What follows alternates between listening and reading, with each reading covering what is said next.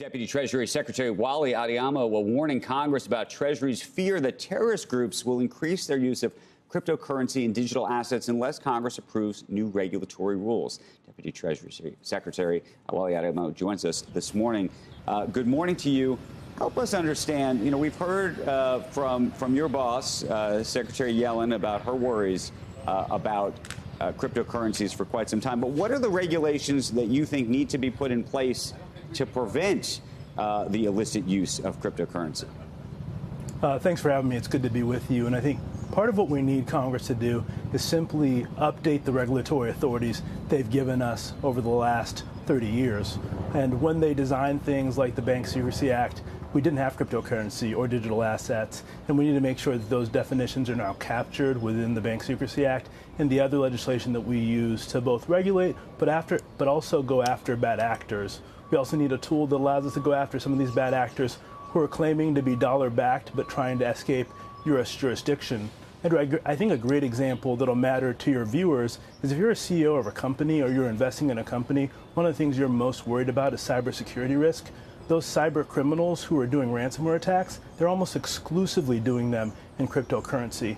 And what our data has shown is that it's almost doubled the amount of money that they've received using cryptocurrency from 2022 to 2023, which is one of the reasons we need these new tools. Well, you have been very concerned about cryptocurrency for a very long time. And I do wonder what the shift in terms of the SEC's even approach to things like Bitcoin, how that has changed your view, or if it changes your view about Bitcoin or the like, now that it has truly become mainstream and I would argue has reached escape velocity, whether the regulators are catching up with it or not. I think the regulators are doing everything we can with the tools we already have, and I think what we need from Congress is additional tools to make sure that we build a regulatory environment that allows those people who want to transact safely within the digital ecosystem to do so, but also gives us the tools to be able to catch bad actors, be they terrorists, be they ransomware actors, or drug dealers who want to use this ecosystem to try and illicitly move money as well. Let me ask you this. This is a Bloomberg Law opinion piece. It says the Department of Treasury's annual report on terrorism financing finds the instances of crypto-related terrorism funding are, quote, less prevalent than those involving traditional financial assets. The Treasury points out that U.S. banks, quote, remain one of the primary avenues by which terrorist groups attempt to move funds in or through the United States, and lauds a recent trend of using increasingly sophisticated automated transaction monitoring tools to help the banks identify the suspicious activity. The reason I raise this is crypto bulls, if you will, those proponents of cryptocurrencies say, you know what, why are you always worried about cryptocurrencies? It's a tiny piece of this, and the real problem is still in the actual banking system. It's still U.S. dollars that are being used for illicit purposes.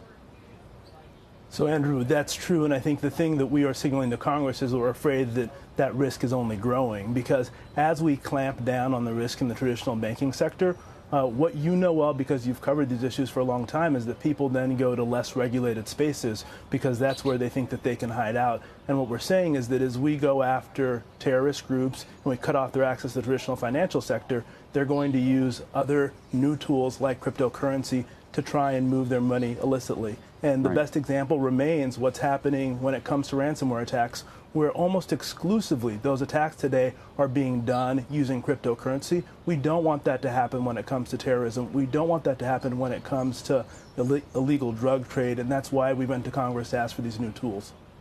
What kind of help are you getting or not from the Coinbases and Circles of the world?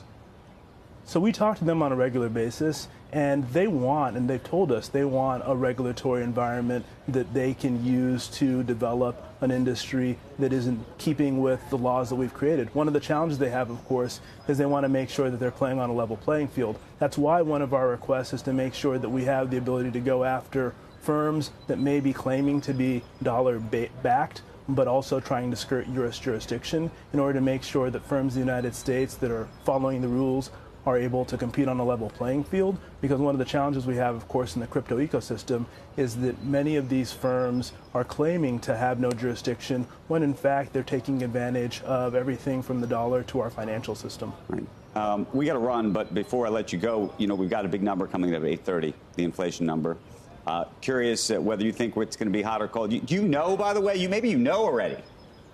I don't know. I don't get a preview of the number. And what I can tell you is that what I would tell you even after the number comes out, which is the thing that matters is the trend line. And what we've seen is we've seen inflation come down over the last few years. And what we're committed to doing is doing everything we can on the from the White House and from the Treasury Department to continue to press into supply chains and making sure that those work as well as possible so that supply and demand can meet. Fundamentally, the Fed, as you know, is responsible here in terms of dealing with inflation, but our goal is to do everything we can on our end, and we look forward to continuing to see the trend lines come down and to see our economy continue to grow. As you know, the Secretary's on her way back from China, and one of the things that she's able to do there is to talk about the underlying strength of the United States economy. I think that's going to be true after you see this number as well. The economy continues to grow, and we create jobs, and we look forward to seeing inflation continue to come down. Thanks for having me.